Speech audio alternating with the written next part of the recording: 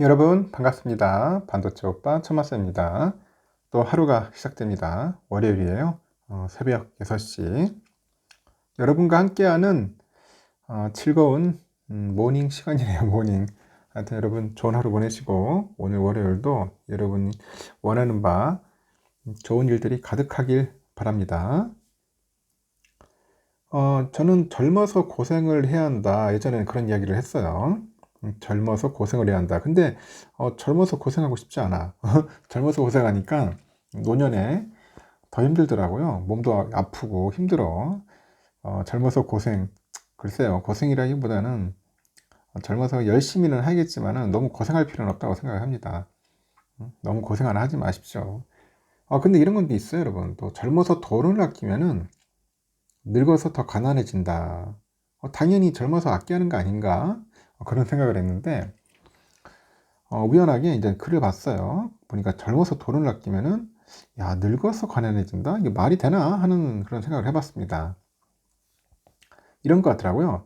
이 불필요한 소비를 줄이는 거는, 칭찬받아 마땅한 삶의 태도이죠. 태도이지만은, 그렇다고 해가지고 꼭 필요한 곳에 사용할 돈까지 아껴서는 안 된다는 겁니다. 젊은 시절에 돈을 쓰는 것은 일종의 투자의 개념으로 생각한다는 거야. 투자의 개념으로 생각을 하자. 여행을 떠나서 갖가지 경험을 해보고 다양한 사람을 만나는 것, 그리고 세상을 더 깊고 넓게 바라보게 만들어주고요. 그 자기 자신을 꾸미고 몸을 가꾸는 것은 자존감을 높여주고요. 삶의 의욕을 좀 불어 넣어주는 거겠죠. 그래서 책을 읽고 강연을 듣고 공연을 관람하는 것은 교양과 지식을 늘려서 삶의 무기가 되어주는 겁니다. 젊었을 때 나에게 투자하는 10만 원, 이 10만 원은 나이가 들어서 100만 원, 그리고 1000만 원, 이런 가치가 되는 겁니다. 내 자신의 투자라는 건가죠? 함부로 아무데나 돈을 써서는 안 되겠지만은 무작정 아끼기만 해서는 나이 들어서 후회할 수 있다는 걸 꼭 기억하라는 겁니다. 그래서 너무 짠돌이같이 하지 말고 쓸 건 쓰고 투자할 건 투자하고 그리 살아라는 것 같아요. 그런 의미인 것 같습니다. 그러면 또 삼성의 이야기, 또 다양한 소식들을 한번 전달토록 해볼게요. 올 1분기에 그 GDP 성장률이 정부의 예상치를 넘어섰어요. 넘어서면서 정부가 연간 성장률 전망치의 상향 조정에 나섰다고 합니다. 연초에 제시한 올해 성장률 전망치가 2.2%를 2% 후반까지 그 불투명한 후반까지 좀 높이는 방안도 열어두고 있는데 하지만 그 하반기에는 그 불투명한 내수 회복세에 대한 우려가 나온다고 합니다. 요즘 고물가, 뭐 고금리잖아요. 고환율, 뭐 이렇게 쓰리고라 하는데 이런 민간 소비 발목을 잡는 데다가 하반기에는 건설 경기 회복세마저 둔화되지 않겠냐, 둔화될 거라는 그런 관측도 많습니다. 그래서 기재부가 28일 날 1분기 실적 호조, 주요 국내외 기관의 성장 전망, 상향 추세 등 감안 시에 올해 성장률이 정부의 전망치를 상회할 가능성이 있다고 합니다. 구체적인 전망치는 향후의 그 여건 변화 등을 종합적으로 고려해서 하반기에는 경제 정책 방향을 통해서 발표할 예정이라고 하네요. 정부 안팎에서는 연간 성장률 전망치를 상당폭 높인다는 데는 공감대가 이뤄진 분위기인데 1분기 실질 GDP 성장률이 전분기 대비 1.3%를 기록하면서 21년 4분기 이후로 가장 높은 분기 성장률을 보인 데 따른 것 같습니다. 1분기 깜짝 실적 발표 이후에 국내외 주요 투자 기관들이 올해 한국의 경제 성장률 전망치를 상향 조정을 하고 있다고 합니다. 국내 10개 증권사죠. 한투, SK, KB 쭉 있는데 하여튼 10개 증권사 리서치 센터가 그 제시한 연간 성장률 전망치를 보니까 평균 2.4%로 집계가 됐어요. 1분기 성장률 발표 직전에 전망치보다도 0.3포인트 포인트 올려잡은 수치인데 이 글로벌 투자은행 IB들도 비슷한 흐름이라고 합니다. 당초 기재부는 GDP가 분기별로 0.5에서 0.6%씩 높아지는 시나리오를 전제로 해서 연간 2.2%를 성장률 전망치로 추산을 했고 기재부에서도 1분기 성장률 속보치가 나온 지난 25일에 1분기 성장률이 예상보다 좋았기 때문에 상향될 가능성이 꽤 높다고 하면서 1분기 성장률을 보면 연간 2.3% 이상으로 오르지 않을까 싶다 이렇게 이야기를 합니다. 하지만 경기 회복세가 하반기까지 이어질지는 불투명해요. 당장 1분기 성장세를 주도한 내수 회복세를 낙관하기 어렵답니다. 특히 기저효과로 두드러진 호조세를 보인 건설 투자랑 민간 소비가 주춤할 가능성이 있어요.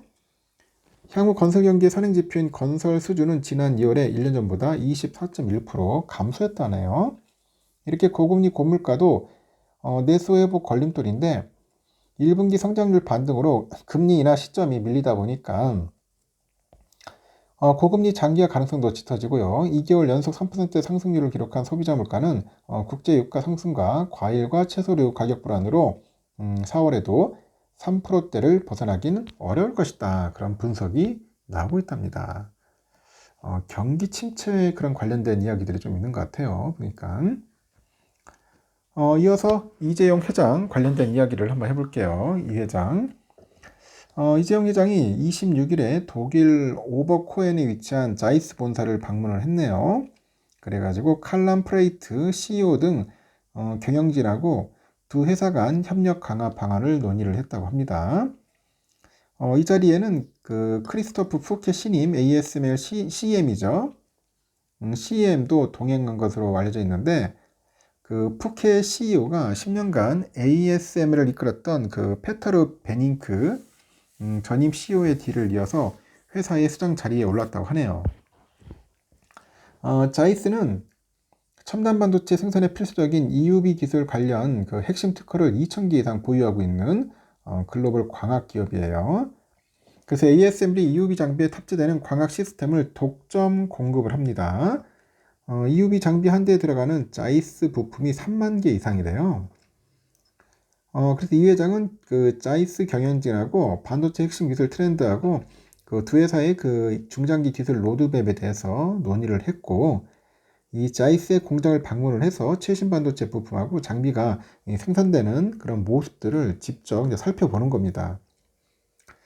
자이스 본사 방문에는 송재혁 삼성전자 DS솔루션 CTO하고 남서구 DS 부문의 제조 기술 담당 사장 등 반도체 생산 기술을 총괄하는 경영진이 동행을 했네요. 삼성전자랑 자이스는 파운드리하고 메모리 사업 경쟁력을 강화하기 위해서 향후 EUV 기술하고 첨단 반도체 장비 관련 분야에서 협력을 확대하기로 한 겁니다. 삼성은 EUV 기술력을 바탕으로 파운드리 시장에서 3나노 이하의 초미세 공정을 주도하고요. 연내 EUV 공정을 적용해서 6세대 10나노급 D램을 양산할 계획입니다. 그리고 삼성은 자이스와의 기술 협력을 통해서 차세대 반도체의 성능 개선과 생산 공정의 최적화, 수율 향상을 달성을 해서 사업의 경쟁력을 끌어올릴 수 있을 것으로 현재 기대하고 있고요. 자이스는 2026년까지 480억 투자해서 한국의 R&D 센터를 구축할 방침이고, 자이스가 한국 R&D 거점을 마련함에 따라서 두 회사의 전략적 협력은 한층 강화될 전망이라고 합니다. 이 회장은 AI 반도체 시장을 선점하고 미래 먹거리를 확보하기 위해서 요즘 총력을 기울이고 있어요. 그래서 이 회장이 지난 2월에 마크 저커버그 메타 CEO 만났죠. 지난해는 12월에 피터 베닝크 전 ASML CEO 만나가지고 회동을 했어요. 그리고 또 앞서 지난해 5월에는 젠슨 왕 엔비디아 CEO를 만나는 등 요즘 글로벌 IT 기업 CEO들을 만나가지고 미래 협력을 열심히 논의하고 있어요. 삼성은 메모리 반도체에 이어서 시스템 반도체 분야에서도 확고한 사업 경쟁력을 확보하기 위해서 미래 투자를 지속합니다. 지난해 역대 최대 파운드리 수주 잔고를 달성한 삼성전자가 3나노 이하의 초미세 공정 기술 우위에서는 지속을 해야겠죠. 그리고 고객사도 다변화하고 선제적인 R&D 투자해야 합니다. 그리고 과감한 국내외 시설의 투자, 그리고 반도체 생태계 육성을 위해서 파운드리 사업을 미래 핵심 성장 동력으로 이제 키워나가고 있어요. 전작에 비해서 AI 성능이 약 15배 이상 향상된 모바일 AP 엑시노스 2400이 삼성의 플래그십 스마트폰 갤럭시 S24에 탑재돼서 매출이 큰 폭으로 증가할 것으로 예상이 된답니다.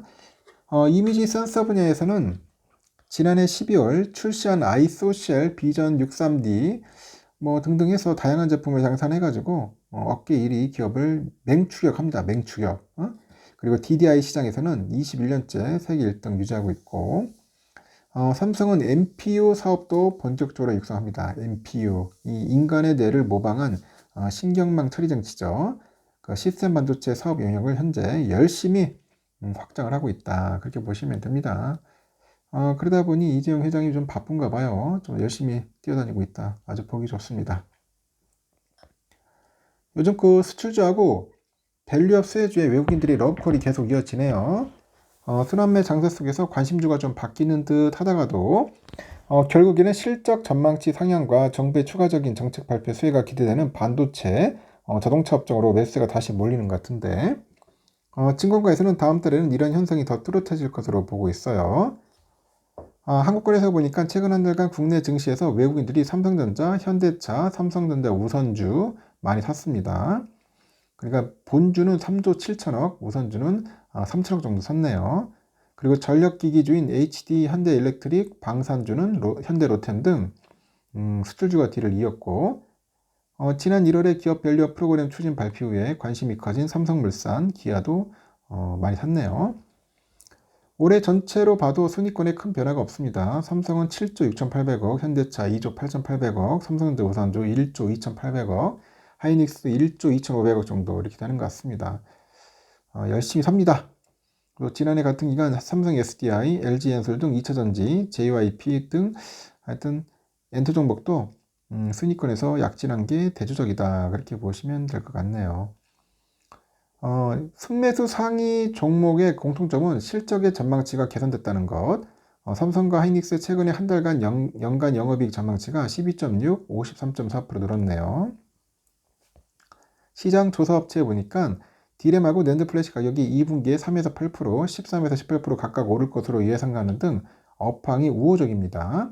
HD, 현대일렉트릭 등 다른 수출도 미국 전력 수요 확대에 힘입어서 연간 영업이익 전망치가 증가를 했고, 현대차도 매출과 영업이익 전망치가 모두 늘었어요. 여기에 밸류업 수혜주로서 기대가 큽니다. 증권가에서 비슷한 분석을 내놓고 있는데 최근에 유한타증권은 자동차랑 자동차 부품, 반도체, 증권, 손해보험 등 이 5개를 선호 업종으로 꼽았어요. 200개 상장사를 1분기 전망치 상향과 2, 4분기 전망치 상향, 밸류업 프로그램 등으로 배점을 나눠서 평가한 결과라고 하는 것 같습니다. 하여튼 다음 달에 밸류업 정책 발표 직후에는 개인과 기관이 차익 실현 매물을 쏟아낼 수 있겠지만은 그 중장기적으로 시각에서 봤을 때 외국인들은 쉽사리 금융 자동차주에서 자금을 빼지는 않을 거다. 뭐 그런 이야기까지 하는 것 같은데 글쎄요. 근데 뭐 외인들은 지멋대로 하겠죠. 일단은 다양한 업종으로 매수가 확산한 일본의 밸류업 사례를 봤을 때 우리나라도 반도체 업종까지 온기가 퍼지지 않겠냐 그렇게 보는 것 같습니다. 삼성을 많이 삽니다. 일단 삼성 외인들이 좋아하죠.